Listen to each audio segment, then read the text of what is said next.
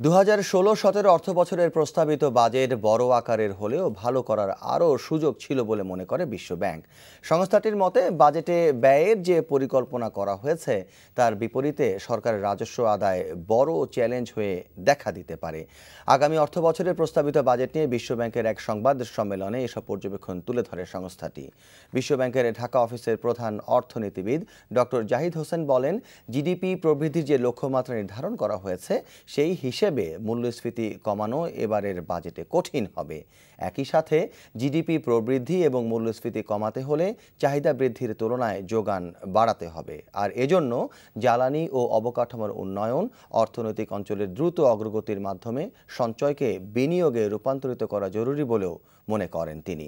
আগামী অর্থবছরের বাজেটে কর্মসংস্থান সৃষ্টি ও শিক্ষা খাতকে গুরুত্ব দেওয়া হলেও সুনির্দিষ্ট কোনো কৌশলের কথা উল্লেখ নেই বলে মন্তব্য করেন জাহিদ হোসেন।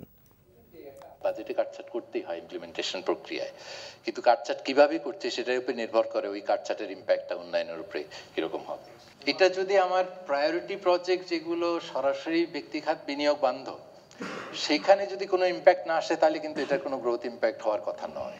কিন্তু এটা যদি আমার ভালো ভালো প্রজেক্ট থেকে টাকা উইথড্র করতে হয়, পাওয়ার প্রজেক্ট, গ্যাস প্রজেক্ট বা স্বাস্থ্য শিক্ষার প্রজেক্ট থেকে বা সামাজিক নিরাপত্তার ক্ষেত্রে যদি আমার কাটছাট করতে হয় তাহলে কিন্তু সেখানে প্রবৃদ্ধি এবং প্রবৃদ্ধিকে অন্তর্ভুক্তিমূলক করার যে এজেন্ডাটা আছে সেটা একটু পিছিয়ে যাবে। বড় আকারের বাজেট আরো বেটার হতে পারতো।